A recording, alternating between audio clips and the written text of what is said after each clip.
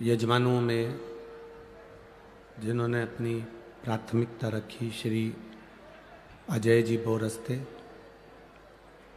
श्री बंटी जी तिदमे, श्री राजू अन्ना लवटे, श्री रंजन ठाकरे, श्री लक्ष्मण साहू जी, श्री प्रशांत जाधव जी, श्री अंकुश पवार जी, श्री दिनेश, श्री नरेश गीते, श्री उदय सांगले,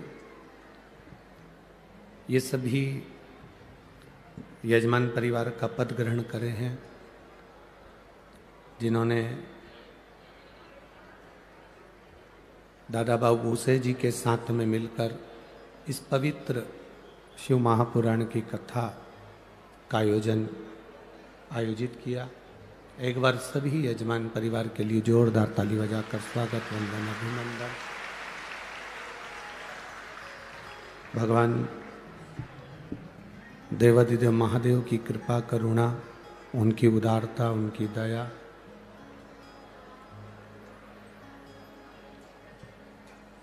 दामोदर मास में कार्तिक के महीने में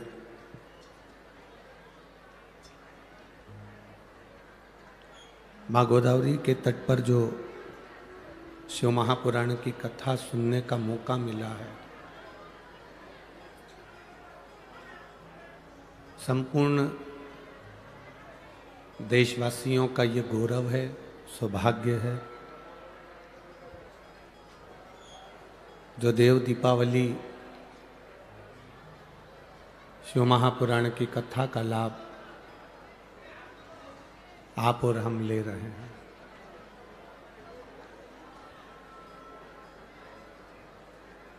कठिन में भी कठिन है मनुष्य का शरीर, और उस मानव के शरीर में भी कठिन है भगवत भजन।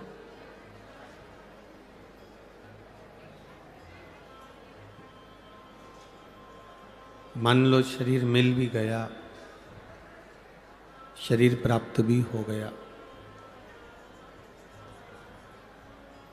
और उसके बाद भी हम भगवान का भजन ना कर पाए, भगवान का स्मरण ना कर पाए, तो ये हमारा जीवन फिर व्यर्थ है।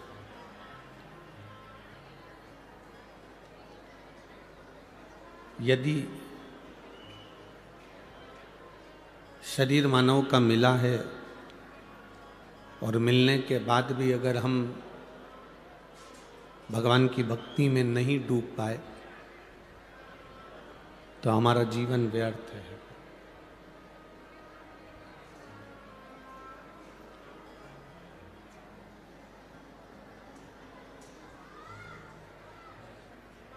जिसकी नाक कट गई हो और वो सुनार की दुकान पर जाकर नाक है ही नहीं, पूरी की पूरी नाक ही कट गई,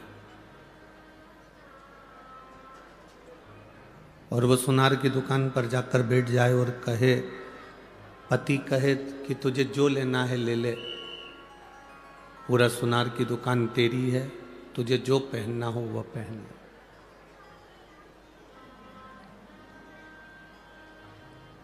चाहे हार पहन लो, कान में कुंडल पहन लो, सिर पर बिंदा पहन लो, जब शरीर पर नाक ही नहीं है तो श्रृंगार अच्छा लगेगा क्या? जम के बोलो जरा, लगेगा नहीं।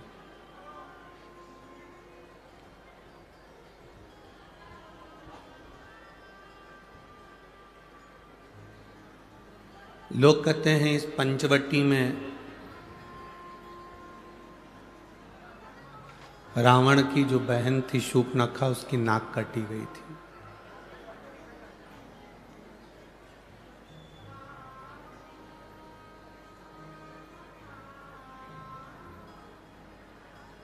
सुनार की दुकान पर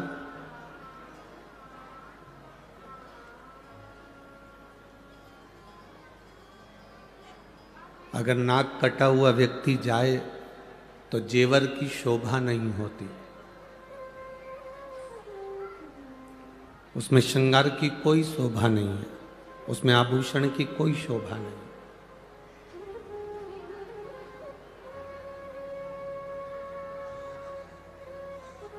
सुनार की दुकान पर अगर सूपनखा जाकर बैठ जाए और सूपनखा कहे कि मेरा श्रृंगार कर दो, तो सुनार भी कह देगा कि तुम्हारा श्रृंगार नहीं कर सकता क्योंकि तुम्हारी नाक नहीं है, तुम्हारी नासिका नहीं है, तुम्हारी नाक नहीं है।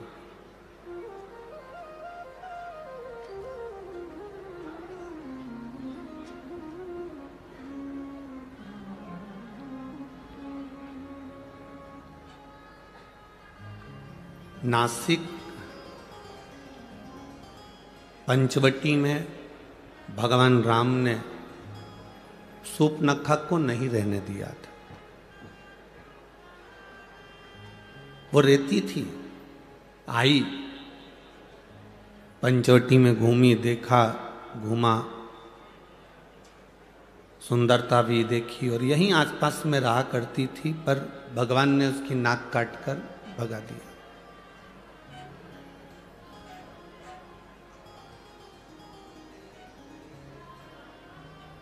सूपनखा कौन?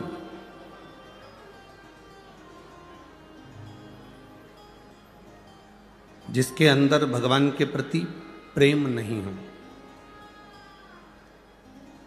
जो भगवान को पहचान नहीं सकती हो, जो भगवान का भजन नहीं कर सकती हो, जो स्मरण नहीं कर सकती हो, जो कभी मंत्र का जाप ना करे, जो कभी स्मरण ना करे, जो कभी भगवान की अविरल भक्ति में ना डूबी हो, वो सूपनखा को भगवान ने नाक काटा और भगा दिया।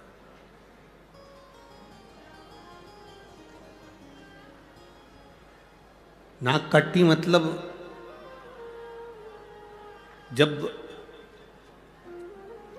जो भगवान का भजन करने नहीं जाता, जो स्मरण करने नहीं जाता, जो मंत्र जाप करने नहीं जाता, जो कभी भगवान के सत्संग में नहीं जाता, और उस व्यक्ति को बार बार कोई कहता है कि अपने गांव में कथा हो रही है, नासिक में कथा हो रही है, चलो शिव महापुराण की कथा सुनने चलो, और वो नहीं जाए तो लोग कह देते दिन भर घर में बुक रहती है, व्यस्त रहती है, थोड़ा सा जाया करो, सत्संग किया करो।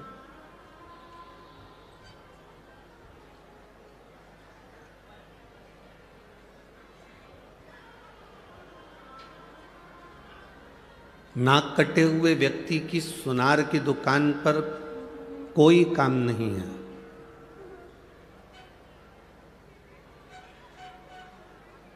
नाक कटी हुई व्यक्ति की सुनार के दुकान पर कोई काम नहीं होता। उसी तरह नासिक में नास्तिक का कोई काम नहीं होता।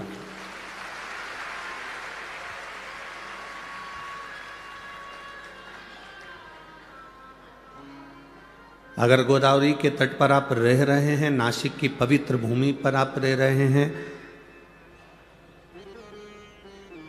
इस कपालेश्वर महादेव त्र्यंबकेश्वर बाबा की इस पवित्र भूमि पर, इस रज पर आप निवास कर रहे हैं, तो आपका भाव परमात्मा के प्रति होना चाहिए और वो भी शुद्ध होना चाहिए। उसमें दिखावे का कोई काम ना हो आपका, कोई भ्रमित होने का कार्य ना हो आपका।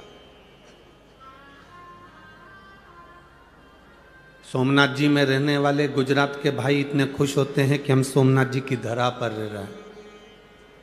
उज्जैनी में रहने वाले महाकालेश्वर के पास रहने वाले इतने प्रसन्न होते हैं कि हम उज्जैनी में रह रहे हैं।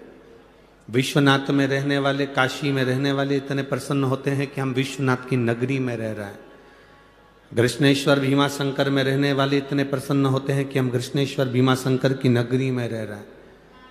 नागेश्वर में रहने वाले नागेश्वर को देखकर प्रसन्न होते हैं। केदारेश्वर में रहने वाले केदारेश्वर को देखकर प्रसन्न होते हैं। रामेश्वर में रहने वाले रामेश्वर को देखकर प्रसन्न होते हैं। मल्लिकार्जुन में रहने वाले मल्लिकार्जुन को देखकर प्रसन्न होते हैं। पर 12 ज्योतिर्लिंग में जो प्रसन्नता है उससे 1000 ज्यादा गुना प्रसन्नता त्र्यंबक की भूमि में होना चाहिए, क्योंकि मैं ब्रह्मा विष्णु और महेश तीनों हूं। सारे 12 ज्योतिर्लिंग में केवल महेश भगवान शंकर विराजे हैं, पर केवल एक इस माँ गोदावरी का तट ऐसा है, ये भूमि ऐसी है नासिक की, जहां पर ब्रह्मा विष्णु और महेश तीनों एक साथ विराजे हैं। ये वो पवित्र,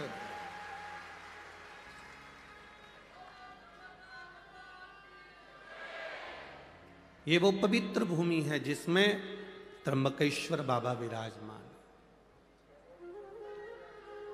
जिस भूमि का मात्र स्पर्श दर्शन हमारे जीवन को सार्थकता देता है। 12 ज्योतिर्लिंग का दर्शन करिए, सोमनाथ जाइए, मल्लिकार्जुन जाइए, केदारेश्वर जाइए, रामेश्वरम जाइए, उज्जैनी जाइए, विश्वनाथ जाइए, कृष्णेश्वर, भीमाशंकर जाइए। 12 ज्योतिर्लिंग का दर्शन करोगे, प्राण छूटने के बाद में शिव धाम मिलता है, कैलाश मिलता है। माइक कौन बंद करो।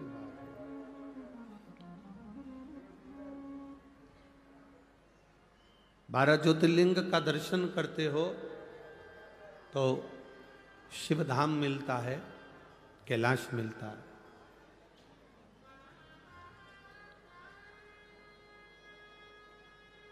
पर 12 ज्योतिर्लिंग का दर्शन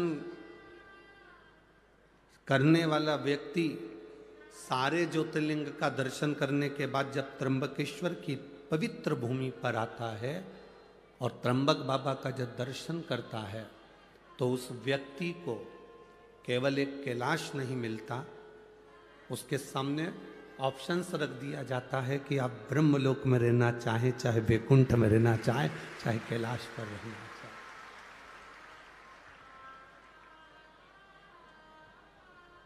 ये आपकी मर्जी है, ये आपके ऊपर निर्भर करता है कि आपको कहाँ रहना। कहते हैं सारे ज्योतिर्लिंग के दर्शन कर कर अगर किसी के प्राण छूट जाते हैं तो उनका सत्कार सम्मान कैलाश पर होता है। पर मान लो जो व्यक्ति 12 ज्योतिर्लिंग का दर्शन नहीं कर पाया और एक त्र्यंबकेश्वर की पवित्र भूमि पर आ गया और त्र्यंबक बाबा का दर्शन भूल से भी अगर उससे हो गया, तो जब उसके प्राण छूटते हैं तो ब्रह्मा और विष्णु उसके लिए फूल की पुष्प की रंगोली डालते हैं कैलाश धाम तक जाने के।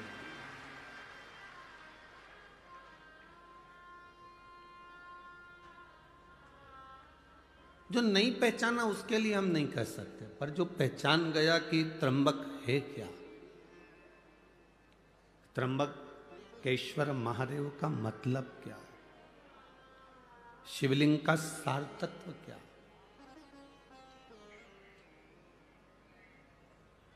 शंकर भगवान की अविरल भक्ति का फल क्या है। जो नहीं जाना वो अनजाना, जो जान गया वो ज्ञान।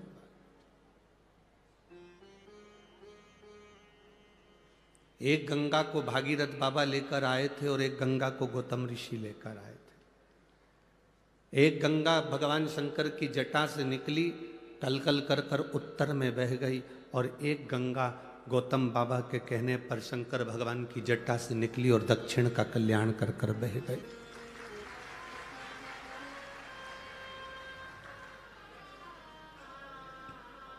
उस गंगा में और इस गंगा में कोई अंतर नहीं है, कोई भेद नहीं। वो गंगा भी भगवान शिव के मस्तक से निकली है और ये गंगा भी भगवान शंकर के मस्तक से निकली।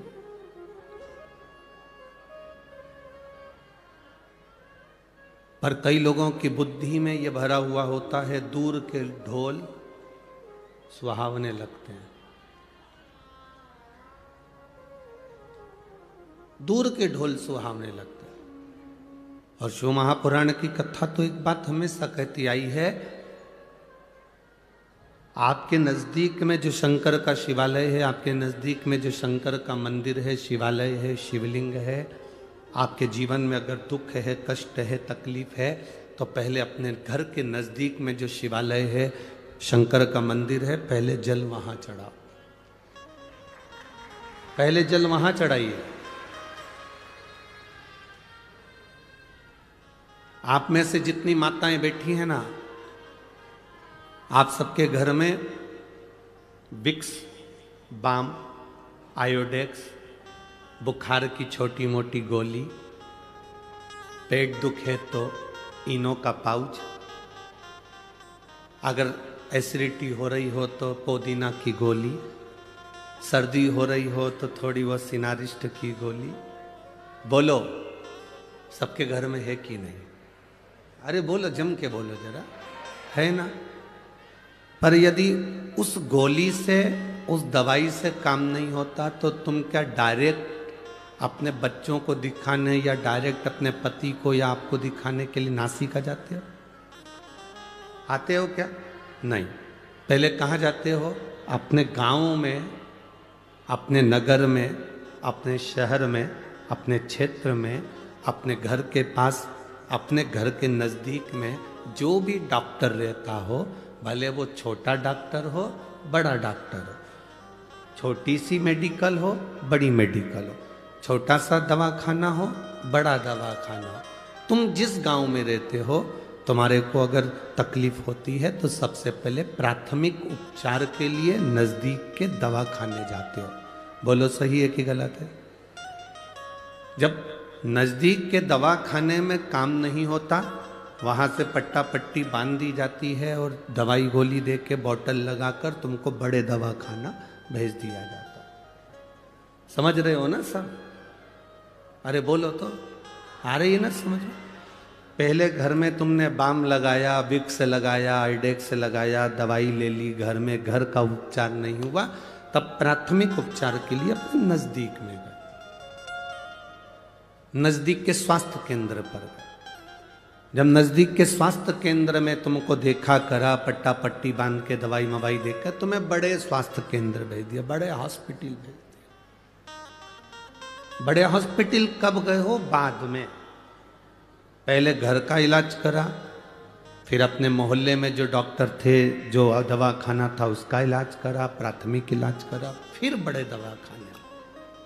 उसी तरह जब हमारी जिंदगी में थोड़ा सा भी दुख आए, किसी के पास मत जाओ, सबसे पहले अपने घर में जो कंकर शंकर रखा है, अपने घर में जो रुद्राक्ष रखा है, अपने घर में जो शिवलिंग रखा है, उसकी पूजन करो, उसकी आराधना करो।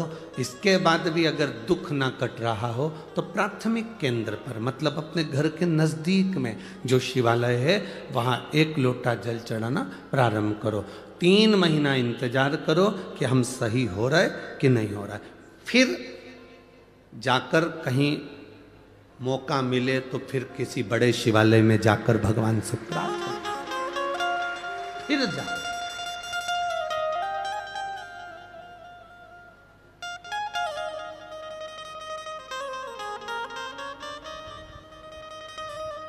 ब्रह्म में नहीं पढ़ना। कोई तुमसे कह दे वहां चले जाओ, वहां से भभूति मिल रही है, वह भभूति तुम्हें ठीक कर देगी। कोई तुमसे कह दे वहां चले जाओ, वहां से नारियल मिल रहा है, नारियल तुम्हें ठीक कर देगा। कोई तुमसे कहे कि वहाँ चले जाओ, वहाँ से एक बेल मिलेगी, गले में बांध लेना, तुम ठीक हो जाओगे। कोई तुमसे कहे तुम वहाँ चले जाओ, वहाँ जाकर तुम ठीक हो जाओगे। ना ना,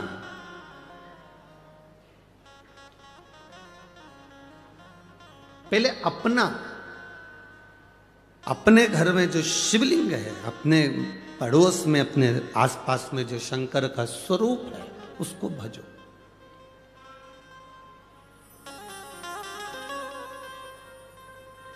हम शिव महापुराण की कथा में एक बात कहते आए हैं, आज फिर कर रहे हैं। आपको भीड़ बढ़ाने जाने की जरूरत नहीं है। कथा करवाने वाले टेंट लगा लगा के कल भी बहुत टेंट लगाया, आज भी बढ़ाएंगे। टेंट लगा के परेशान हो जाते हैं आप लोग, इतनी संख्या में आ जाते हो कि टेंट वाला पहले ही हाथ ऊंचा कर देता है, अब हमारे पास बिल्कुल नहीं है। हमारे पास है ही नहीं। हमारा तो निवेदन है, पहले आप घर में टीवी पर जब कथा है आसन लगाकर सुनो, दिल से बाबा से प्रार्थना करो। जिस दिन बाबा आपकी झोली में खुशियां भर दे, उस दिन शिव महापुराण की कथा में जाकर बैठ जाओ। कथा का स्तर एक पत्र आया है,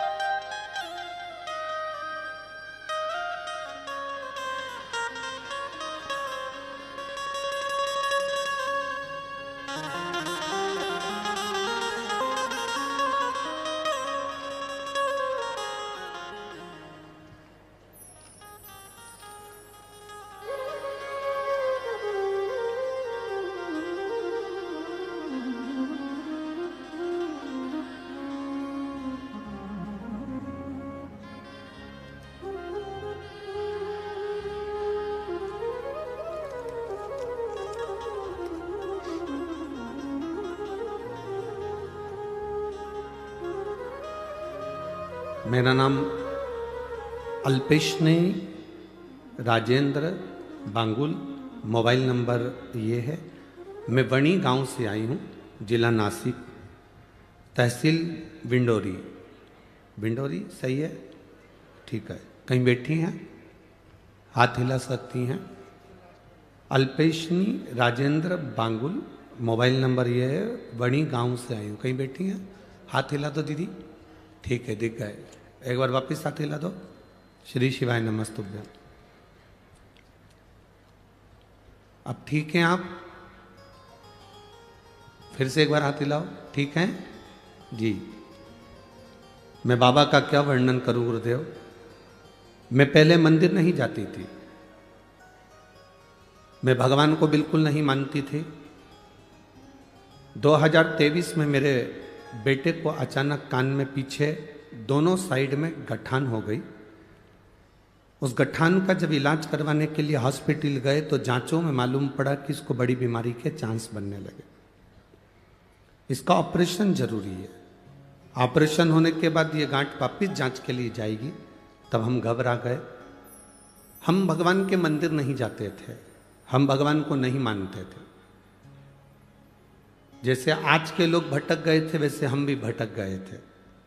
पर हमारी पड़ोसन ने हमसे कहा, पड़ोसन जी ने जो कहा कि शिव मंदिर में जाकर जल चढ़ाकर बच्चे को नंदी के पास बिठाकर कुंदकेश्वर महादेव के नाम से वो जल पिलाओ और उसकी गांठों पर लगाना प्रारंभ करो। चिंता मत करो, रो मती, कोई बड़ी बीमारी नहीं होगी और ऑपरेशन की भी जरूरत नहीं होगी। हम जांच करा कर आ गए। ऑपरेशन की तारीख निकल गई। पशुपतिनाथ का व्रत मैंने जिंदगी में पहली बार करा और भगवान के मंदिर में पहली बार पांव रखा। इतनी बड़ी जिंदगी में पहली बार जब मंदिर गई, बाबा को केवल इतना कहा, बाबा की कानों में 3 गठाने हैं, पर आप संभालेंगे तो सब हो सकता है।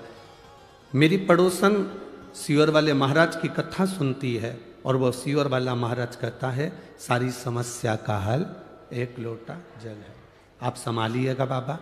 मेरे बेटे को नंदी के पास बिठाती, शिवजी पर जल चढ़वा कर बिठाकर उसको पानी पिलाती, कुंदकेश्वर महादेव का नाम लेती, गांठों पर लगाती। दूसरी बार जांच कराने के लिए हम जब वापिस पहुंचे तो बाबा की कृपा से तीनों गांठें गल चुकी थी और डॉक्टर ने कहा कोई बड़ी बीमारी नहीं, शिव तत्व है। दोनों हाथ हिला तो बहन एक बार। हर हर महादेव। बैठी है, बाबा की कृपा, बैठी। शिव तत्व इसी को कहा।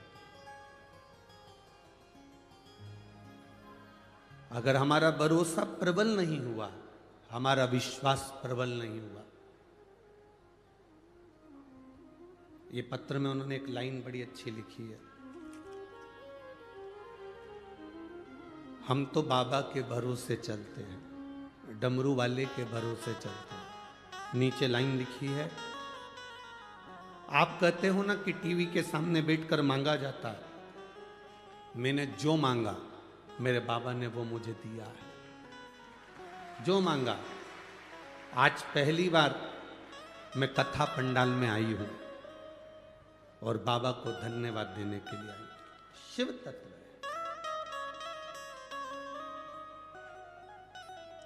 आप जिस भरोसे में रहें, विश्वास को दृढ़ी बनाकर आप भगवान शंकर के मंदिर जाएं, अपने नजदीक में जाएं, कहीं भटकना नहीं। कोई कहे कि वहां ये चमत्कार हो रहा है, वहां चल चलो, वहां पर ये हो रहा है, वहां चल चलो, वहां ये हो रहा है, वहां चल चलो। तुम एक ही बात कहना, वहां जाऊंगी तब चमत्कार का दर्शन करूंगी, उससे अच्छा है मेरा भोलेनाथ चाहेगा तो घर में बिठाकर मुझे दर्शन करा। भटकना नहीं, भ्रमित मत होना, भरमाना नहीं। कई लोग कह देते हैं कि हम त्र्यंबकेश्वर को नहीं जानते, कोई कहता है हम शिवलिंग को नहीं जानते, कोई कहता है कि त्र्यंबक है क्या, कोई कहता है किस स्वरूप में पूजा जाता है, कोई कहे, उसको कहो।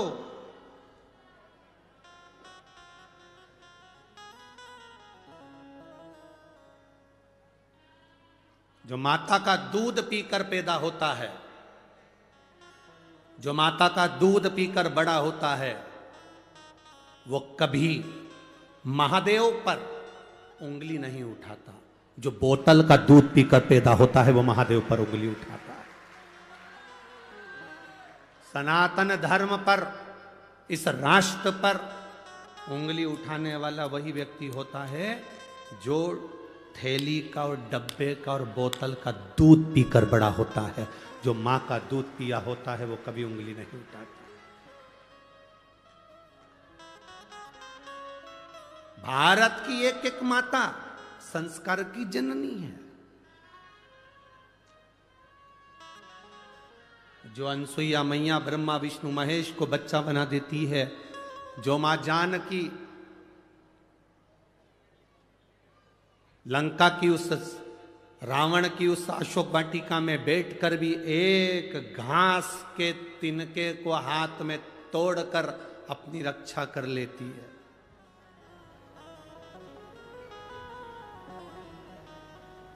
अरे दुनिया के लोग हंसते हैं, कहते हैं एक छोटा सा घास का तिनका और रावण उससे डर गया। रावण छोटा सा घास का तिनका। जब रावण आता था तो सीता उस रावण के सामने वो घास का तिनका हाथ में रखकर बैठ जाती थी और रावण उस घास के तिनके से डरता था। घास के तिनके से रावण डरता था। ऐसा क्या था घास के तिनके में? घास के तिनके में ऐसा क्या था? सीता मैया पृथ्वी से जन्म ली है, मां जानकी भूमि से पैदा हुई है, और घास भी जम के बोलो, जम के बोलो जरा, भूमि से पैदा हुआ है। तो घास सीता जी का कौन हुआ? जम के बोलो जरा। भाई, एक नारी अपने पति के साथ जाती है तो भी उसको भय लग सकता है, पर एक नारी जब अपने भाई के साथ जाती है तो कोई भय नहीं लगता।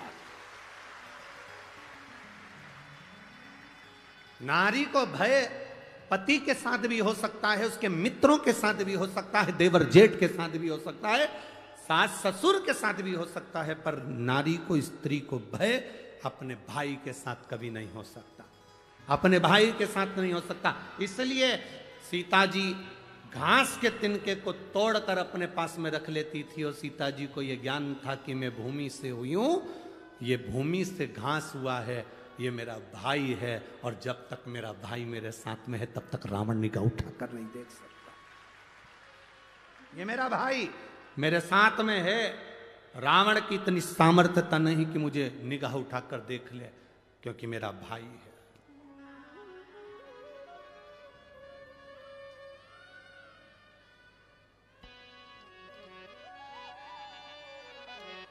महाराष्ट्र की इस पवित्र भूमि पर, महाराष्ट्र की इस पवित्र धरा पर छत्रपति शिवाजी महाराज की ये पावन धरा, बाला साहेब ठाकरे जी की यह पवित्र भूमि, जिस पर विधर्मी केवल बाला साहब ठाकरे एक बार निकल कर चले जाते थे तो विधर्मियों ने अपने अपने कमरे छोड़कर बाहर भग जाते थे। आज उस भूमि पर जरा विचार करिए, हम असुरक्षित कैसे नजर आए।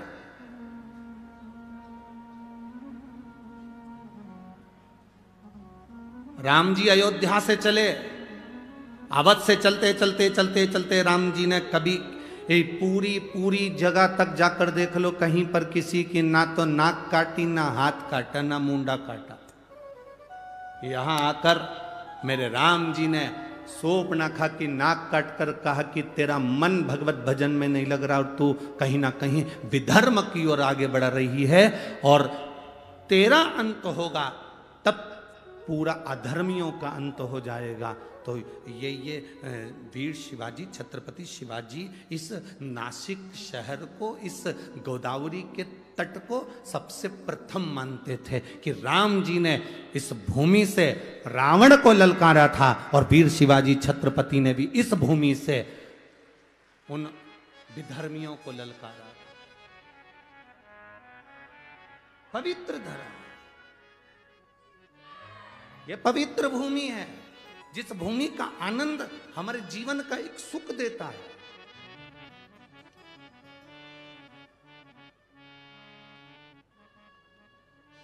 दुनिया के लोग कहते हैं तुमसे कि अगरबत्ती मत लगाओ मंदिर में, बांस होगा। दुनिया के लोग बाद में कहेंगे कि दिया मत लगाओ, दिक्कत होगी। कितनी विचित्रता है, कितनी विडंबना है, हम कितना भटक रहे हैं। भगवान की भक्ति से हम दूर होते चले जा रहे हैं।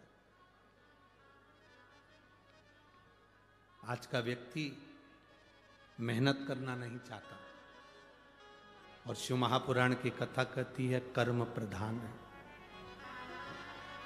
शिव पुराण की कथा कहती है कर्म पूरा करो। इस व्यासपीठ पर बैठकर आज तक हमने ये बात नहीं कही होगी आपसे कि आप हमारे पास में आके बैठना, हम तुमको कहीं से गड़ा हुआ धन निकाल कर दे देंगे, या आप हमारे पास आना हम तुमको रोग मुक्त कर देंगे, हमारे पास आना तुम्हारा दुख मिट जाएगा। ये कभी आज तक नहीं कहा इस व्यासपीठ से, क्योंकि हमको अगर दुख आता है तो हम भी महादेव की शरण जाते हैं। आपको भी दुख आए तो महादेव की शरण जाए। राम जी की जिंदगी में दुख आया, वो महादेव की शरण में गए। भगवान कृष्ण की जिंदगी में दुख आया तो महादेव की शरण में गए। 16,108 रानियां भगवान कृष्ण की थी और एक भी संतान नहीं थी। तब गर्गाचार्य बाबा से कहकर शिवलिंग का पूजन करा, एक एक रानी के साथ 11-11 दिन तक। 1 लाख से ज्यादा भगवान कृष्ण के घर में संतान की प्राप्ति हुई शिव की कृपा से। ऐसा कोई बता दो देव हो, ऐसा कोई असुर का नाम ले लो जो शंकर की आराधना ना करा। रावण शिव की आराधना करते थे, कंस शिव की आराधना करते थे, महिषासुर शिव की आराधना करता था, तारकासुर शिव की आराधना करता था, जटासुर शिव की आराधना करता था। ऐसा कोई असुर बताओ जो शंकर की आराधना ना कराओ। ऐसा कोई देवता बताओ जिसने शिव की आराधना ना करी हो।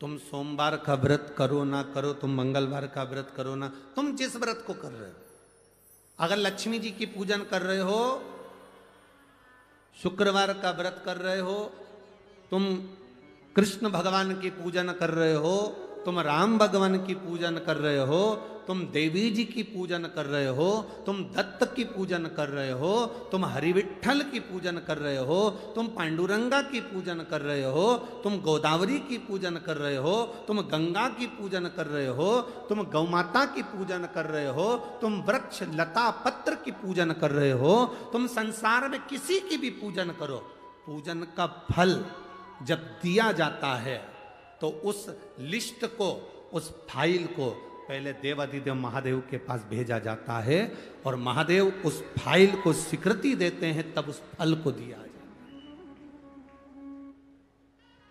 है। ऐसा कोई फल नहीं जो भगवान शंकर के बिना आपको मिल जाए। शिव के बिना कोई फल नहीं मिलता, शंकर के बिना फल की प्राप्ति नहीं होती।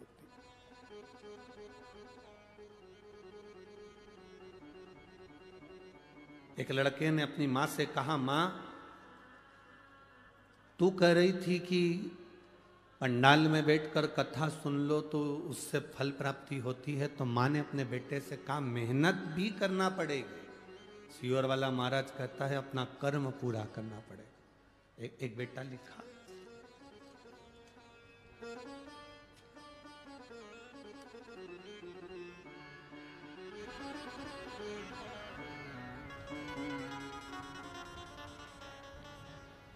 मेरा नाम श्रीमती संगीता सतीश भावसार है।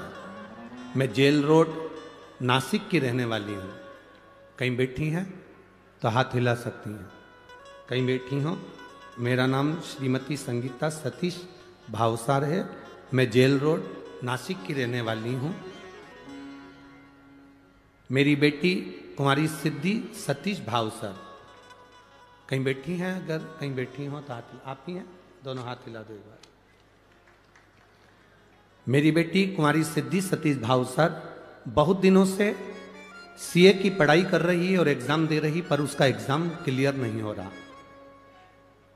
कभी 5 मार्क से, कभी 6 नंबर से वो रह जाती थी। मैंने अपनी बेटी से कहा शंकर जी के मंदिर जाया करो, 1 लोटा जल चढ़ाया करो।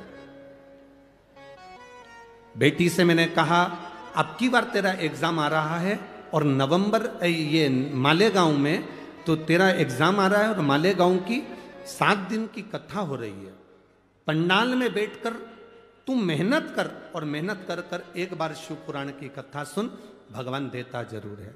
पशुपतिनाथ का व्रत किया। गुरुदेव, जो बेटी इतने सालों से सीए क्लियर नहीं कर पाई, चार्टर्ड अकाउंटेंट नहीं बन पाई, मालेगांव की कथा सुनी और केवल 10 दिन निकले थे और बाबा की कृपा से उसका जो रिजल्ट आया उसमें वो उत्तीर्ण हो गई। मैं बाबा को यहाँ नमन करूंगा। बधाई आपको। एक बार हाथ हिला दीजिए। हर हर महादेव। साधुवाद, बधाई बहुत। बैठिए। शिव तत्व इसी को कहते हैं।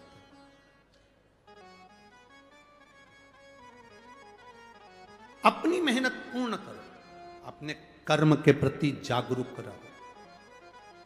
कोई तुमसे कह दे मेरे पास आ जाओ, मैं गड़ा हुआ धन दे दूंगा। कोई तुमसे कहे मेरे पास आ जाओ, मैं तुम्हें ये दे दूंगा। कोई कहे ऐसा कर दूंगा कि तुम्हारी जिंदगी में दुख नहीं आएगा, तो विश्वास मत करना कि जिंदगी में दुख नहीं आएगा। पृथ्वी पर आने के बाद तो राम जी के भी जीवन में दुख आया। पृथ्वी पर आने के बाद तो भगवान कृष्ण की जिंदगी में भी दुख आया। पृथ्वी पर आने के बाद जो जन्म लिया उसकी जिंदगी में दुख जरूर आया है। तो ऐसा संसार में कोई नहीं जन्मा जिसको दुख नहीं आएगा। पर इतना जरूर है, राम जी ने शंकर को भजा, दुख कटा। भगवान कृष्ण ने शिव को भजा, दुख कटा। उसी तरह आप और हम भी अगर शंकर को भजेंगे तो दुख जरूर कटेगा, ये निश्चित है, ये पक्का है। दुख कटने का साधन है शिव। दुख कटने का साधन है भगवान शंकर की अविरल भक्ति।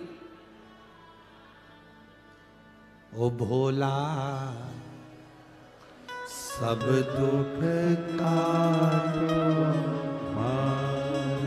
जब आप और हम 5 बार श्री शिवाय नमस्तुभ्यम कहकर जब स्तुति गाते हैं तो उसमें कहते हैं, हम ये नहीं कहते कि आपका दुख कौन सा है, आप तो जो दुख है हम हमारे बाबा से प्रार्थना करते हैं, भोला सब दुख काटो भार। इस स्तुति को करने के लिए जितने लोग आस्था चैनल पर कथा सुनते हैं, जितने लोग टीवी पर कथा सुनते हैं, जितने लोग मोबाइल पर कथा सुनते हैं, जितने पंडाल में कथा सुनते हैं, बाबा से यही मंत्र का जाप करने के लिए और स्तुति करने के लिए आते हैं कि बाबा मेरे जीवन का जो दुख है वो कटे, वो कटे।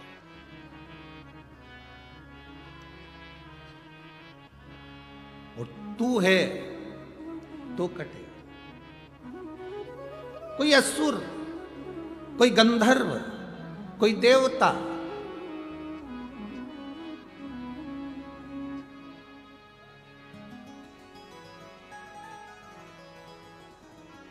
भगवान का दरवाजा ना छूटे। मां, महात्मा और परमात्मा, कौन कौन? बोलो, जम के बोलो। मां, महात्मा, तीसरे नंबर पर परमात्मा। एक बार फिर से बोलो, तीन कौन? मां, महात्मा और परमात्मा। इन तीन को पकड़ कर रखोगे तो जिंदगी में कभी पीछे मुड़कर देखना नहीं पड़ेगा, आगे बढ़ते चले जाओ। जो अपनी मां का आदर करना छोड़ देता है, अपनी मां का सम्मान करना छोड़ देता है, अपनी मां का हाथ पकड़ना छोड़ देता है, अपनी मां का चरण पकड़ना छोड़ देता है, वो बहुत लंबा नहीं चल पाता। मां, महात्मा और परमात्मा। दूसरे नंबर पर है महात्मा, संत, साधु, गुरुजन। संत, साधु, गुरुजन किसको कहा? कोई कपड़े पहन लिया, जटा बढ़ा ली, खूब तिलक छापा कर लिया, खूब सारी माला पहन ली, तो उससे कोई संत या साधु नहीं बन जाता। संत साधु का सबसे बड़ा लक्षण है, संत साधु का सबसे बड़ा गुण है, जो उसके पास जाता है उसके जैसा नर्म बन जाता है और भगवान की भक्ति में डूब जाता है। संत साधु के पास गए और प्रॉपर्टी की बात कर रहे हो, संत साधु के पास गए और जमीन जायदाद की बात कर रहे हो, संत साधु के पास गए और तुम अन्य अन्य बातों को कर रहे हो, तो उसमें सुख का अनुभव नहीं है।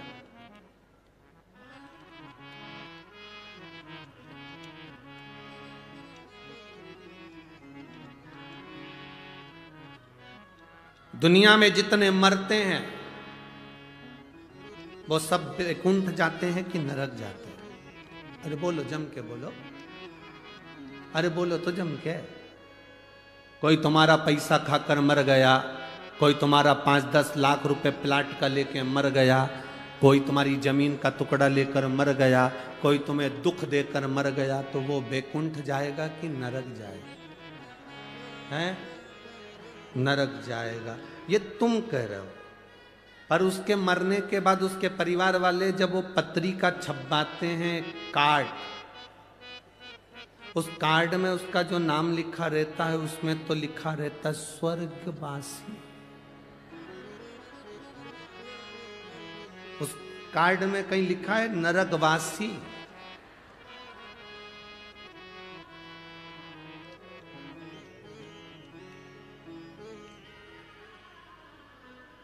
विदेश में कोई मरता है तो कह देते हैं एक्सपायर, डेड बॉडी। पर हमारे यहाँ तो कितना भी पापी से पापी भी मर जाए तो भी उसके नाम के आगे लिखा रहता है स्वर्गवासी।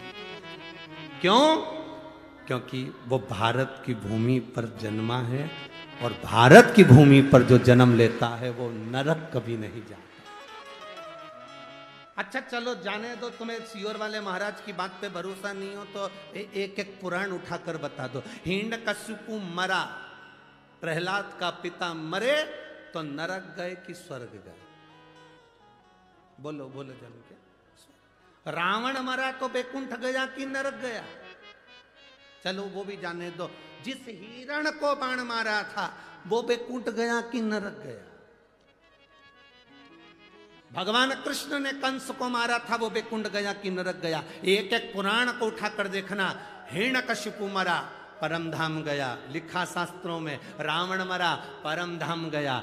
कंस मरा परम धाम गया, तारकासुर मरा परम धाम गया, क्योंकि भगवान का जो हाथ का स्पर्श कर कर जाता है, भगवान का नाम लेकर जाता है, उसका दर्शन कर कर जाता है, भारत की भूमि की रज का स्पर्श कर कर जाता है, वो कभी नरक नहीं जाता, वो वैकुंठ ही जाता है।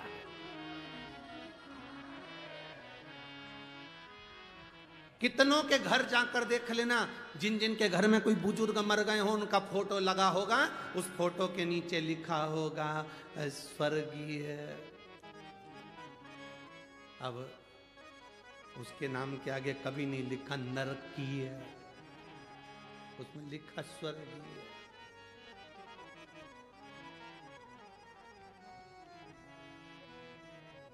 हर चंदन है इस देश की माटी, तपोभूमि हर ग्राम है, हर बाला देवी की प्रतिमा, बच्चा बच्चा राम है। जिसके सैनिक समर भूमि पर गाया करते गीता है, उसी माटी के हल्के नीचे खेली करती सीता है। चंदन है इस देश की माटी, तपोभूमि हर ग्राम है, हर बाला देवी की प्रतिमा, बच्चा बच्चा राम। ये भूमि ही कुछ ऐसी है, ये धरा ही कुछ ऐसी है, इतनी पवित्र है ये भूमि, जिसको समझने वाला समझ सकता है।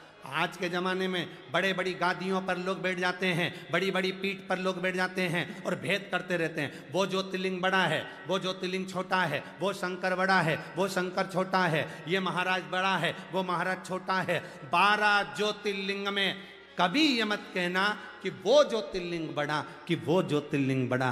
दिए की ज्योति बराबर का प्रकाश देती है, 12 ज्योतिर्लिंग एक बराबर का फल देते हैं।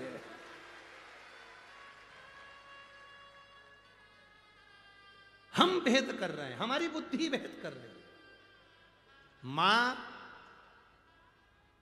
दूसरे नंबर पर, जम के बोलो जरा, महात्मा।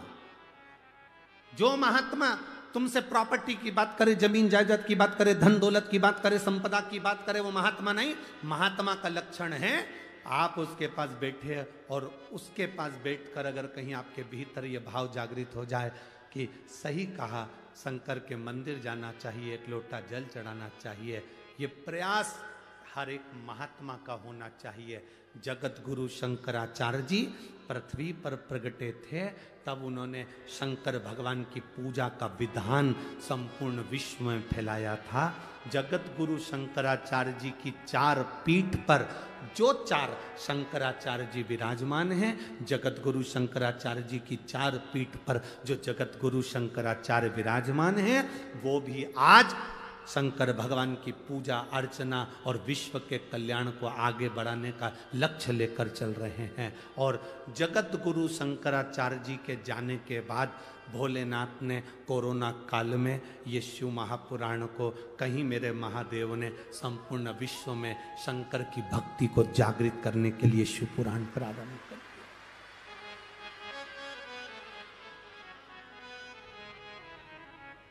हमको इतनी प्रसन्नता हुई, किसी ने पत्र लाकर दिया। उस पत्र में लिखा था, पहले छोटे छोटे शंकर मंदिर में, नासिक में भी शंकर के छोटे छोटे मंदिर में दरवाजे बंद रहते थे, होटले पर कुत्ता बैठे रहते थे, कोई नहीं जाता था, दरवाजे सब बंद पड़े रहते थे। बड़े बड़े मंदिर में सब जाते थे, छोटे छोटे मंदिर में कोई नहीं जाता था। हम धन्यवाद देते हैं, आपने एकांतेश्वर महादेव का वर्णन किया, तो लोग अब छोटे छोटे मंदिर में भी जाकर पूजन और आराधना कर रहे हैं।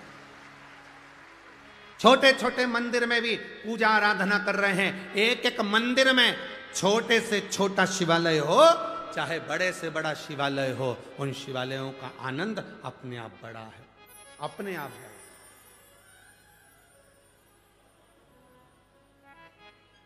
शिव भक्ति की जागरूकता हुई।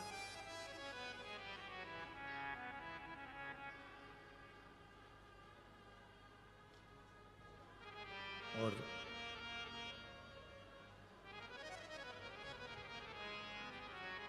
अपने देश को,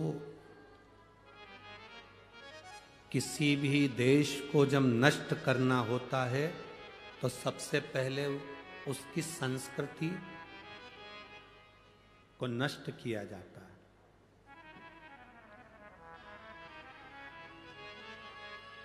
विधर्मी जब किसी राष्ट्र को बर्बाद करते हैं, नष्ट करते हैं, उस पर आक्रमण करते हैं, तो सबसे पहले भीतर घात करते हैं, उसकी संस्कृति को, उसकी सभ्यता को, उसके संस्कारों को नष्ट करते हैं, उसके संस्कारों को नष्ट करते हैं, उसकी संस्कृति को नष्ट करते हैं। और आप सबको मैं धन्यवाद देता हूं, शिव महापुराण के माध्यम से आप लोगों ने जो शंकर के मंदिर में जल चढ़ाना प्रारंभ करा, इस भारत की संस्कृति को फिर आगे बढ़ा दिया। अब बर्बाद नहीं हो सकता। राष्ट्र फिर मजबूत हो गया, सनातन धर्म फिर मजबूत हो गया। धर्म की जय हो। अधर्म का प्राणियों में और विश्व का फिर सनातन धर्म मजबूत हुआ है, जब आप लोग भगवान के देवालय शिवालय तक जा रहे हैं।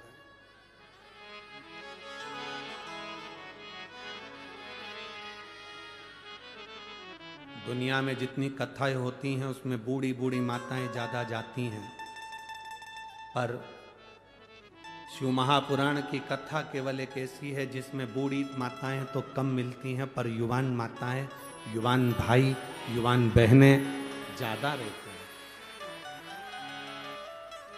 ज्यादा बुजुर्ग माताएं तो बेचारी ग्राउंड के अंदर ही नहीं घुस पाती है, प्रवेश नहीं।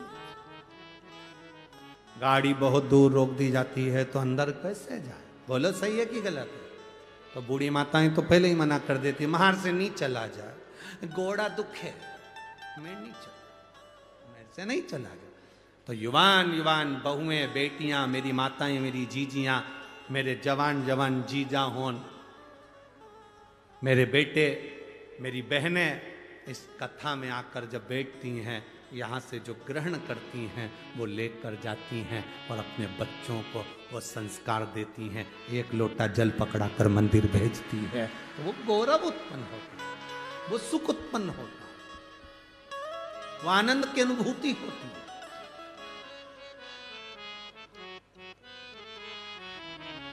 अपने संस्कार, अपनी संस्कृति का सुख हो, मां, महात्मा और परमात्मा, इन तीन को कभी मत छोड़ो। परमात्मा का दरवाजा, दुनिया के लोग कहें, कोई तुमसे कह दे भगवान शंकर को जल चढ़ाने से क्या मिलता है, आप कुछ मत बोलना, यहां से हमारे पास से ये पत्र ले जा कर दे देना। इस सारे पत्रों में और कुछ नीचे रखे हैं, जो तुमसे कहें कि शंकर जी को जल चढ़ाने से, बेलपत्र खाने से, बेलपत्र चढ़ाने से, समी पत्र चढ़ाने से, शंकर भगवान को शहद चढ़ाने से, शंकर भगवान का अनुमोदन करने से, श्री शिवाय नमस्तुभ्यम बोलने से क्या मिलता है, उनको ये पत्र ले जाकर देना, जिसमें उनका मोबाइल नंबर भी है, एड्रेस भी है। वो आपको बताएंगे कि शंकर की भक्ति से मिलता क्या है, शंकर से क्या प्राप्त किया जा सकता है।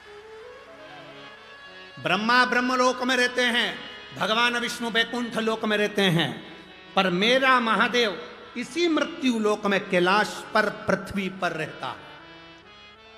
इसी कैलाश पर, पृथ्वी पर रहता, मृत्यु लोक में। आप पुकारोगे वो तुरंत आएगा। जिस दिन आप समझ गए, उस दिन जिंदगी का सुख आपके भीतर होगा।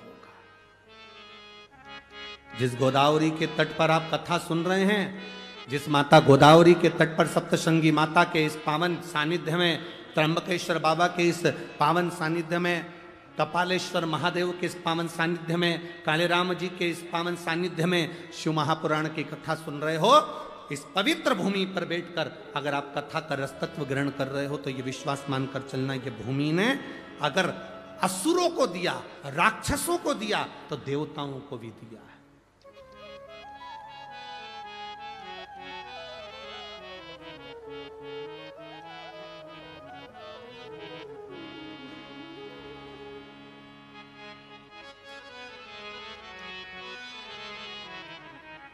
प्रदान करता है शिव तत्व। एक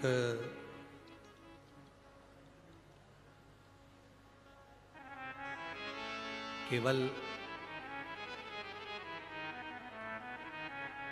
किसी ने एक प्रश्न किया था कि सीहोर, उन्होंने एक प्रश्न लिखकर भेजा था कि ये गौतम ऋषि के आने के बाद गोदावरी मैया का प्रागट्य हुआ।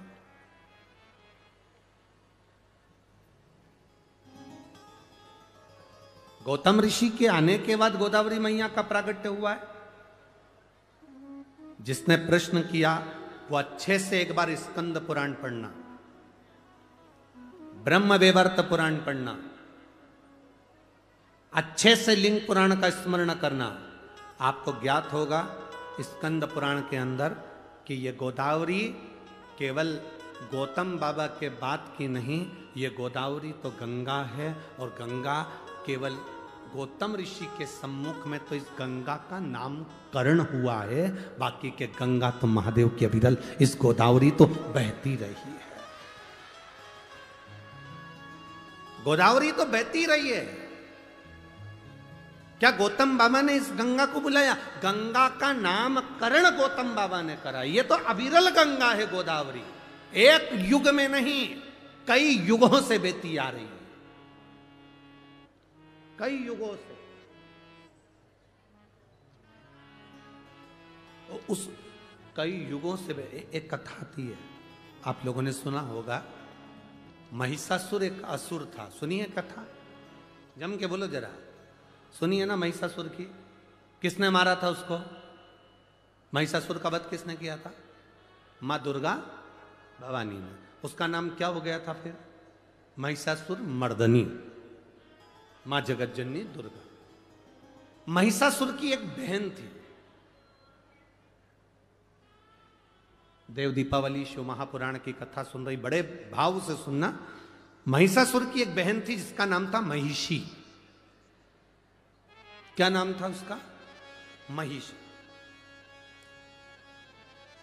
अब महिषासुर मर गया, महिषी अकेली रह गई, और महिषासुर का संहार स्वयं जगदम्बा ने, दुर्गा भवानी ने करा।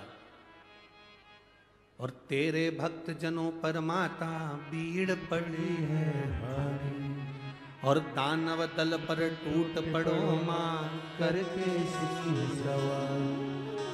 सो सिंहों से तू बलशाली, अष्ट भुजाओं वाली, दुखियों के दुख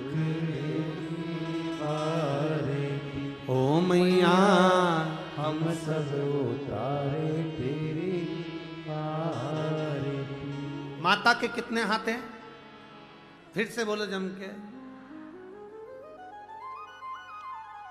तेरे भक्त जनों पर माता वीर पड़ी है भारी, दानव दल पर टूट पड़ो मां करके सिंह सवार। सो सिंहों से तू बलशाली, अष्ट भुजाओं वाली। कितनी भुजा? 8। देवी जी की 8 भुजा क्यों होती है?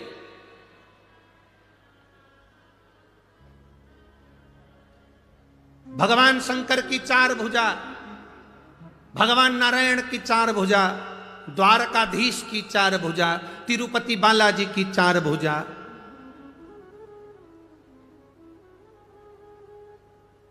चार भुजानाथ की 4 भुजा, सत्यनारायण भगवान की 4 भुजा, दत्त भगवान की 4 भुजा, और देवी की 8 भुजा। शंकर भगवान, नारायण भगवान, विष्णु भगवान, इनके 4 हाथ, 4 बेटों को अपनी उंगली पकड़कर चलना सिखाते हैं। 4 बेटे कौन से? ब्राह्मण, क्षत्रिय, वैश्य और शूद्र। ये 4 बेटों को मेरे भगवान ने अपने 4 हाथ से पकड़ कर रखा है। पिता अपने बेटे को एक हाथ से पकड़ता है, पर मां अपने बेटे को एक हाथ से नहीं পকড়ती है, मां अपने बेटे को 2 हाथ से पकड़ती है। इसलिए 4 बेटों को लिए मां ने 8 हाथ लिए। 4 बेटों को संभालने के लिए मां भवानी दुर्गा ने अपने 8 हाथ धारण करे। एक बेटे को 2 हाथ से संभालती है। ब्राह्मण को 2 हाथ से संभाला तो क्षत्रिय को 2 हाथ से संभाला, वैश्य को 2 हाथ से संभाला तो शूद्र को 2 हाथ से संभाला।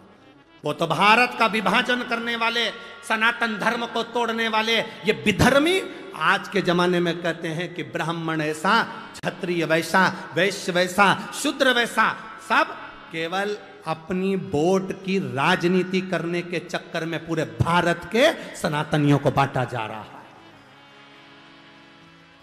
वोट की राजनीति करने के लिए भारत के सनातनियों को बांटे जा रहा है। पर कभी भगवान से जाकर कोई प्रश्न करे, मेरे चतुर्भुज भगवान तुम्हारे 4 हाथ, तिरुपति के बालाजी के 4 हाथ, कवि लक्ष्मी नारायण के 4 हाथ, भगवान विष्णु के 4 हाथ, दत्तात्रेय भगवान के 4 हाथ, मेरे भोलेनाथ के 4 हाथ, कभी उनसे पूछा जाए? क्योंकि पिता एक एक हाथ पकड़कर अपने बच्चों को चलाते हैं, एक एक हाथ पकड़कर पिता। और मां का फर्ज है, माता अपने बेटे को दोनों हाथों से उठाती है। मां अपने बेटों को दोनों हाथ, मां अपने बेटे को दोनों हाथ से संभालती है, क्योंकि वो मां है, वो माता। माता अपने पुत्र को दोनों हाथों से संभाल ले। अब तेरे भक्त जनों को माता पीर पड़ी है भारी, और दानव दल पर, आप भी बोलिए, दानव दल पर टूट पड़ो मां करे सिंह सवारी, सो सिंहों से तू बलशाली, अष्ट भुजाओं वाली, दुखियों के टुकड़े वारती, ओ मैया हम सब उतारे तेरी आरती। मां महिषासुर को मारने के लिए जब प्रगटी, मां ने जब महिषासुर का संहार करा, हमारे देवता कभी किसी जाति में किसी को नहीं बांटे। अगर जाति में बांटे हुए होते तो मेरे राम शबरी के दरवाजे पर जाकर झूठे बेर ना खाते, भिलनी के हाथ के वो झूठे बेर मेरे राम ना पाते। क्यों आए? अरे भक्तों के घर भी सांवरे, जाते रहा करो, दर्शन के नैन बावरे, दर्शन दिया करो। कहते हैं प्रेम से प्रभु छिल के भी खा गए, कहते हैं प्रेम से प्रभु छिल के भी खा गए, शबरी के झूठे बेर भी खाते रहा करो, दर्शन के नैन बावरे, दर्शन दिया करो। जब इस पंचवटी में सूपनखा की नाक कट गई थी, लक्ष्मण जी की आंख से आंसू गिरे। इस पंचवटी में, नासिक की पवित्र भूमि पर, जहां आप लोग बैठकर शिव पुराण की कथा सुन रहे हो, गोदावरी के तट पर लक्ष्मण जी की आंख से आंसू बहे। राम जी ने पूछा, लक्ष्मण आपकी आंख में आंसू? हाँ भैया।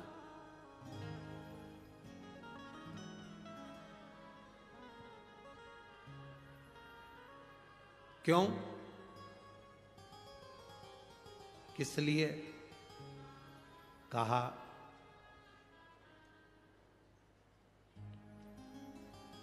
सूर्पनखा कुरूप हो गई, सुंदरता चली गई क्योंकि उसकी नाक चली गई।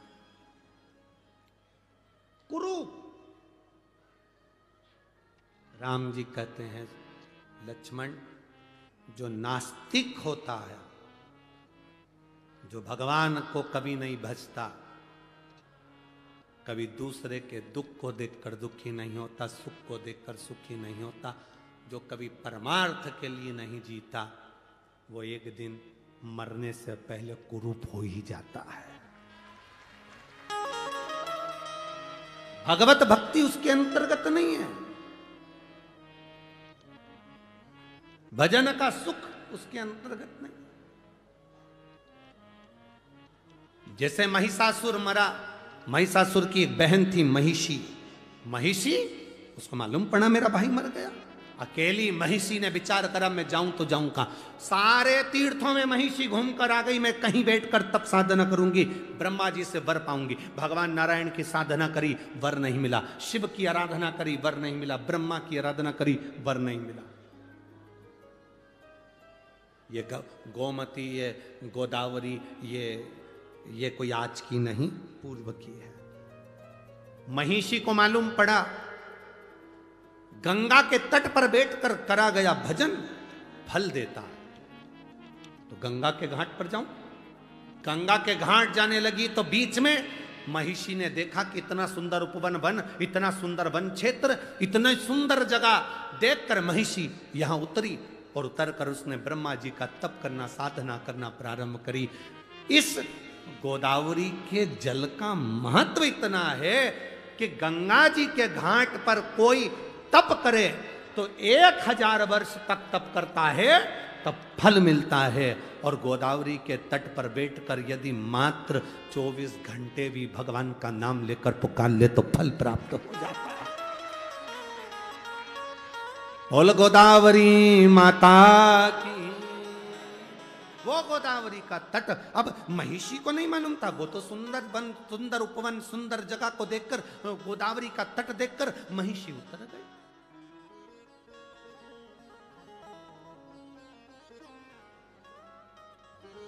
महिषी उतरी, सुंदर तट देखकर, सुंदर उपवन देखकर महिषी उतर। अब महिषी ने, उसको नहीं मालूम कि गोदावरी का महत्व क्या, राक्षस क्या जाने, असुर क्या जाने।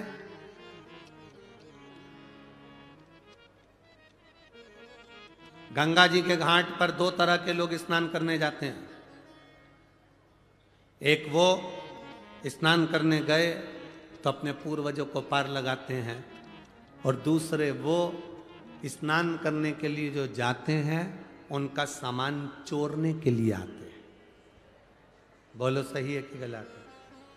जैसे ही तुमने कपड़े उतार कर सामान रख कर गंगा में लगाई डुबकी, तुम बोले हर हर गंगे, और उन्होंने कर दो तुम्हें नंगे, ले गए। अब तुम जाके थाने में रिपोर्ट कर रहे, देखो हम ना गोदावरी नहाने आए थे, हम तो गंगा जी नहाने आए थे, हमारा सामान कोई ले गया, मोबाइल ले गया, पर्स ले गया। अब जो गंगा ईमानदारी से नहाने आए थे, 2 तरह के लोग, एक गंगा नहाने आते हैं, एक चुराने आते हैं। नहाने वाला जब गंगा नहा रहा होता है तो देवता भी उसकी 71 पीढ़ी पर फूल बरसाते हैं कि तेरे परिवार वाले ने गंगा नहाकर तुझे पार लगा दिया। और जो गंगा के घाट पर चोरी कर रहा होता है उसकी भी 71 पीढ़ी को यमराज भैंसे की पूंछ से बांध कर रगड़ता है। देख, तेरे खानदान का व्यक्ति को चोरी करने के लिए दूसरी जगह नहीं मिली, गंगा के घाट पर चोरी कर रहा है, उसके बराबर पापी कौन? अरे ओ चोटों, दुनिया में सब जगह चोरी करो, पर जो तीर्थ हैं भारत की भूमि के, उसमें जाकर कभी चोरी मत करो, तुम्हारी 71 पीढ़ी भी तड़पती है, तुम्हारी 71 पीढ़ी भी तड़पती है कि कहां गंगा के घाट पर चोरी करने के लिए गया, कहीं दूसरी जगह नहीं मिली थी। 71 पीढ़ी को भोगना पड़ता है।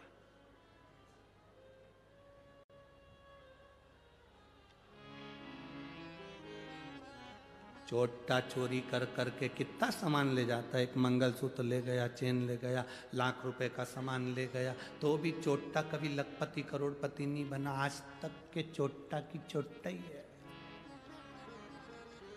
और जिनकी चेन मंगलसूत्र चले गया, वो थोड़े दिन रोने के बाद भगवान से कही मेरी चेन मंगलसूत्र चले गया। भगवान ने कहा बहुत दिन से पहन रही थी, चिंता मत कर, हल्का बहुत था इसलिए भारी दिलाना था, चले गए। टेंशन क्यों लेती है, तो चिंता ना कर। इसलिए आशीष बार बार कहते हैं अपनी चेन अंगूठी मोबाइल पर्स लेकर यहां मत आओ, सावधान इंडिया। क्यों आते हो, क्यों लाते हो, कहता है तुम सुनो तब तो।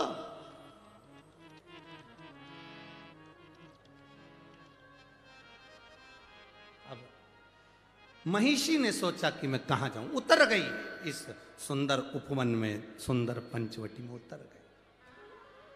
गोदावरी के तट पर उतरी।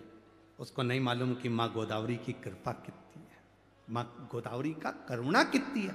जिसने शास्त्र नहीं पढ़ा, जिसने वेद नहीं पढ़ा, जिसने शास्त्रों का अध्ययन नहीं करा, वो कह सकता है कि शिवलिंग में क्या है, वो कह सकता है कि त्र्यंबक में क्या है, वो कह सकता है कि शंकर होते क्या है, वो कह सकता है गोदावरी का मतलब क्या है, वो कह सकता है सप्तशृंगी माता का मतलब क्या है। जिसने वेद शास्त्र पुराण पढ़े होते हैं वो समझता है कि गोदावरी के तट का महत्व क्या है, कपालेश्वर का महत्व क्या है, राम जी के नाम का महत्व क्या है, त्र्यंबक के नाम का महत्व क्या है। वो जानता है कि शिव महापुराण का महत्व क्या है। महिषी नहीं जानती थी कि मतलब क्या। वो तो बैठ गए। अब उसने सोचा मुझे स्नान करना है, स्नान करूं तो कहां करूं। पहली बार महिषासुर की बहन महिषी गई उपवन में बैठकर इस पंचवटी में गोदावरी का स्नान करी तो बड़ी सुंदर सी हो गई, सुंदर सी बनकर। अब महिषी का मतलब जानते हो ना तुम?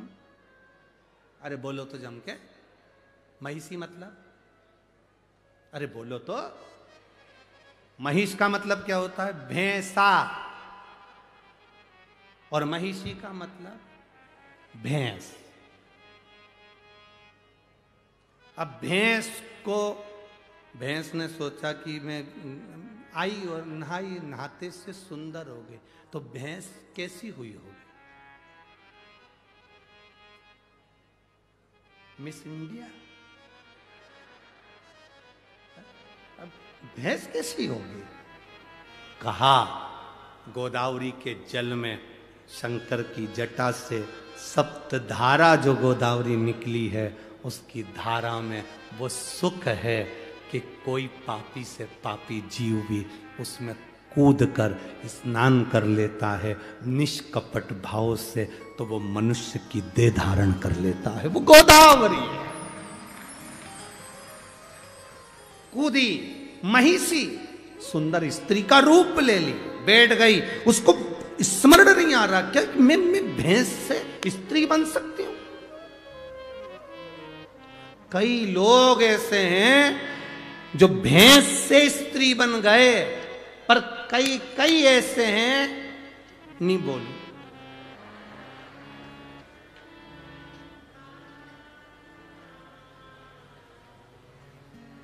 समझ गए, भैंस जैसे हो गए। भैंस के आगे कितनी भी बीन बजाओ वो नहीं सुनती। सास कितनी भी के बेटा सिर पे पल्लू डाल के रहा कर। भैंस को तुम कितनी भी बीन बजाओ वो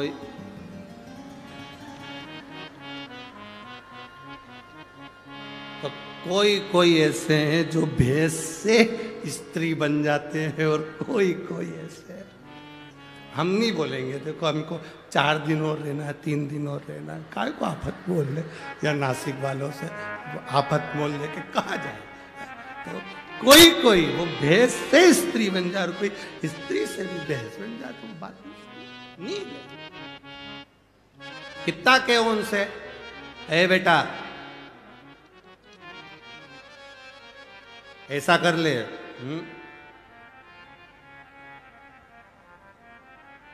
भैंस के आगे हारन कितना भी बजाओ वो वो भैंस भी कहती ना मैं इनंग जाऊं, रोड मेरे काका की, नहीं हटूंगी। आखिरी में गाड़ी साइड से ले जाना पड़ती है, पर भैंस नहीं। मेरा सासुओं से निवेदन है, जब भैंस नहीं सुने तो अपन साइड से निकल जाए। अपन ज्यादा माथा पच्ची अपने नहीं करना, इधर बाजू से निकले, चलो। अब क्यों माथा पच्ची करे अपन उससे।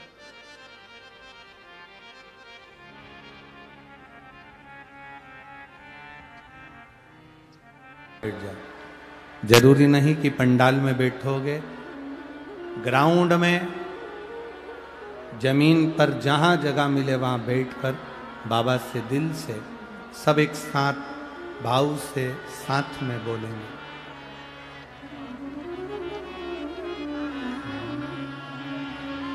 श्री शिवाय नमस्तुभ्यं, श्री शिवाय नमस्तुभ्यं, श्री शिवाय नमस्तुभ्यं, श्री शिवाय नमस्तुभ्यं, श्री शिवाय नमस्तुभ्यं। भोला सब दुख काटो मारा, ओ भोला सब दुख काटो मारा। शिव शंकर जपो तेरी माला, भोले बाबा जपो तेरी माला। भोला सब दुख काटो मारा, ओ भोला सब दुख काटो मारा। वेश है मंगल मंगलकारी, वेश है मंगल मंगलकारी।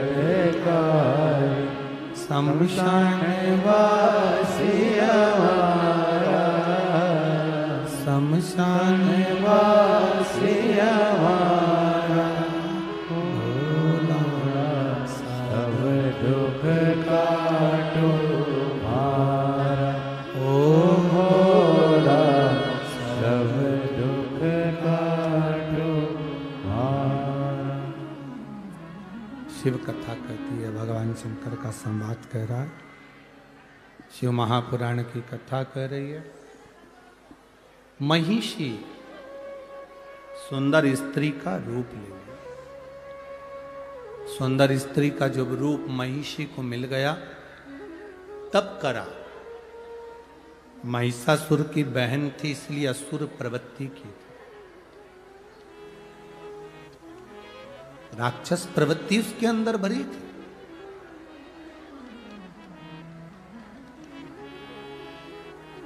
ब्रह्मा जी प्रकट हुए, मांगो तुम्हें क्या चाहिए, क्या दिया जाए।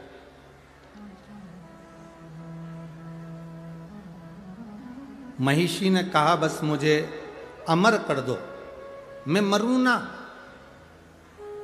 मेरे प्राण ना छूटे। ब्रह्मा जी ने कहा ऐसा तो कभी हो नहीं सकता कि तुम्हारे प्राण नहीं जाएंगे, मरना तो पड़ेगा, प्राण तो जाएंगे। तुम और कुछ मांगना चाहो तो मांग सकते हो। अब महिषी ने मन में विचार करा कि मैं मरूं ना, इसके लिए मैं करूं तो करूं क्या। असुर जो होते हैं, राक्षस जो होते हैं, वो मांगते बड़े विचित्र हैं। ऐसी चीज मांगते हैं जो कि जगत कल्याण की भी हो और खुद के उद्धार की भी। महिषी ने मांगा क्या? महिषी ने मांगा मुझे वर दीजिए मैं मरूं ना। भगवान ब्रह्मा जी ने कह दिया अमर तो नहीं हो सकते, मरना तो पड़ेगा, तुम और कोई वर मांग लो। अगर मैं मरना ही है मुझे तो मुझे वर दो। शंकर भगवान और भगवान विष्णु के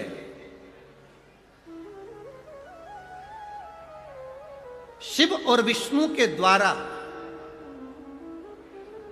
प्रकट उनकी संतान मुझे मारो। अब जरा विचार करिए,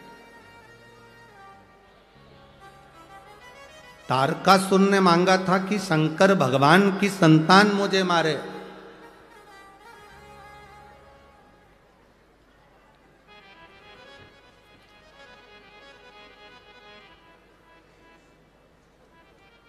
पहला वर है ये जो महिषी ने मांगा कि शिव और विष्णु की संतान मुझे मारे।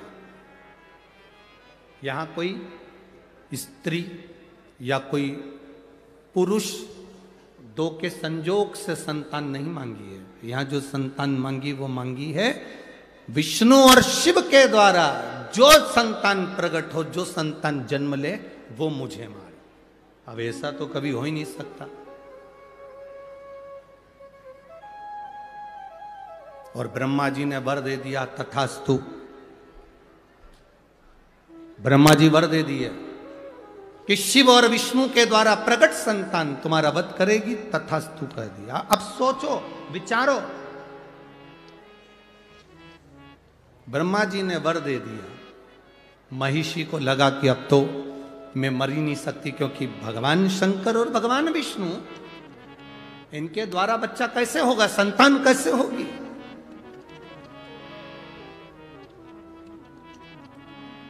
पर महाराज, रचा है सृष्टि को जिस प्रभु ने, वही ये सृष्टि चला रहे। जो पेड़ हमने लगाया पहले, उसी का फल हम अब पा रहे हैं।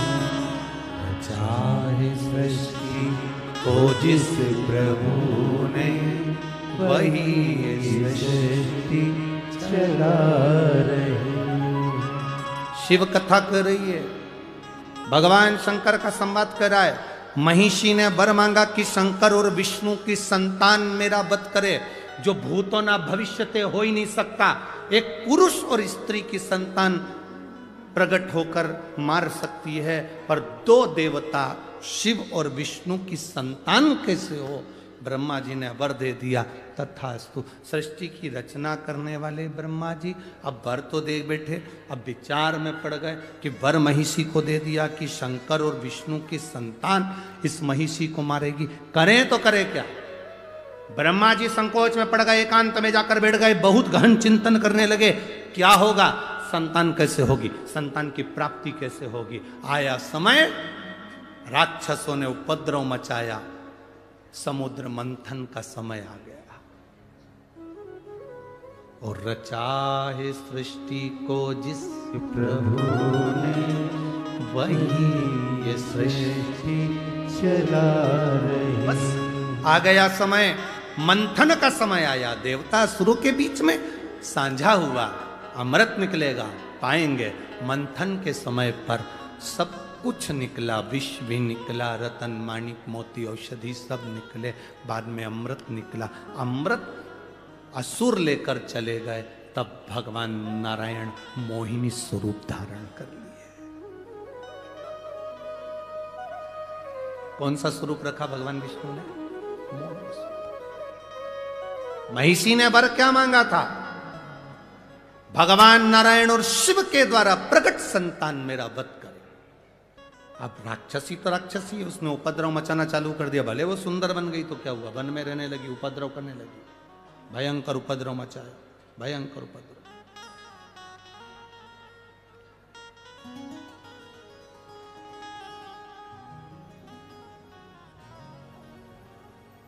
भयंकर उपद्रव।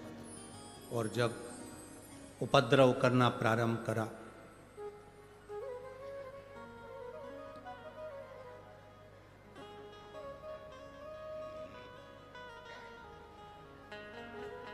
संहार करना जरूरी है।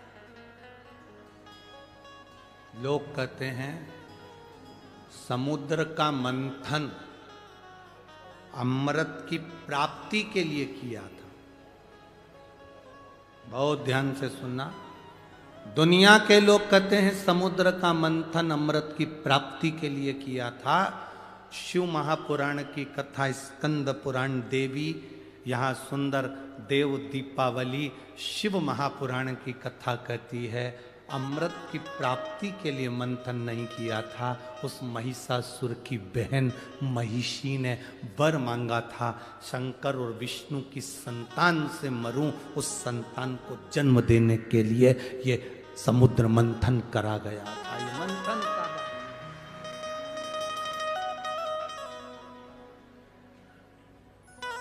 भगवान विष्णु ने मोहिनी स्वरूप धारण करा। मोहिनी स्वरूप बनाया तो बड़ा सुंदर स्वरूप स्त्री का भगवान नारायण बनाकर राक्षसों के पास गए। अमृत का कलश लिया, मैं देवताओं को मदिरा पिला दूंगी, तुमको अमृत पिला दूंगी, ऐसी बात कर कर देवताओं और राक्षस को बिठा दिया। देवताओं को अमृत पिला दिया, राक्षसों को समुद्र का फैन, समुद्र का जल पिला दिया। उनका जो स्वरूप था उसका गुणगान पूरे ब्रह्मांड में हो रहा था। शंकर जी को मालूम पड़ा कि भगवान नारायण ने स्त्री का स्वरूप लिया है। शिव जी को कहा गया आपने भगवान नारायण के मोहिनी स्वरूप का दर्शन नहीं किया? नहीं।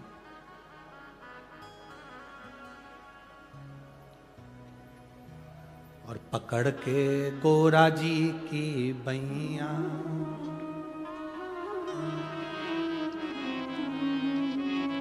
मोहिनी दर्शन चलो मेरे सैया, पकड़ के गौरा जी की बैया मोहिनी दर्शन चलो मेरे सैया। समुद्र मंथन में जो अमृत की बूंद गिरी थी, प्रयागराज, हरिद्वार, उज्जैनी और नासिक पंचवटी की पवित्र धरा पर भी गिरी थी। इसलिए कुंभ का मेला इन क्षेत्रों में लगता। मोहिनी स्वरूप का दर्शन करने के लिए भगवान शंकर हरिद्वार भी गए, प्रयागराज भी गए, उज्जैनी भी गए। आखिरी में भी मोहिनी स्वरूप का दर्शन जब भगवान शंकर को नहीं हुआ, तब इस नासिक, इस गोदावरी के तट पर शिव आए और भगवान के मोहिनी स्वरूप का दर्शन किया। भगवान के मोहिनी स्वरूप का दर्शन। मोहिनी स्वरूप में भगवान नारायण शिव जी को, शंकर नारायण को, दोनों एक दूसरे को देखे। देखते ही उसी समय पर दोनों के नेत्र की मिलन की दृष्टि इतनी प्रबल थी, इतनी प्रबल थी कि शिव सुध भूल गए भगवान नारायण को देखकर। नारायण सुध भूल गए भगवान शंकर को देखकर। नेत्रों से दोनों के अश्रु गिर गया। वो अश्रु का मिलन मां पार्वती जी के हस्त कमल पर हो गया। उस मिलन से एक बच्चे ने जन्म ले लिया, जिस बच्चे को सुंदर पंपा नदी के तट पर छोड़ दिया गया। पार्वती से शिव ने कहा इस बच्चे को यहां छोड़ो। क्यों? यहां मेरा एक भक्त रहता है। पास में पंडालम नगर है, जिस नगर में मेरा एक भक्त रहता है राजशेखर। वो भक्त मेरा गुणगान करता है, नारायण की उपासना करता है। उसके घर में औलाद नहीं है, उसको ये संतान देना है। ये संतान प्रभु, ये ब्रह्म भगवान विष्णु और आपके मिलन से हुई है। भगवान ने पार्वती से नहीं कहा कि ये महिषी को मारने के लिए हुई, ये तो मेरे भक्त के घर में संतान देना। भक्त के घर में एक माँ ने लिखा 11 साल तक मेरे घर में औलाद नहीं हुई गुरुदेव। आखिरी में जब सब तरह से हार गई जब सब तरह से हार गई तब किसी ने कहा कि एक बार सफेद आंकड़े की जड़ का प्रयोग करो, संतान जरूर हो। तब मेरे बाबा ने मुझे उला दी। एक पत्र और आया है, एक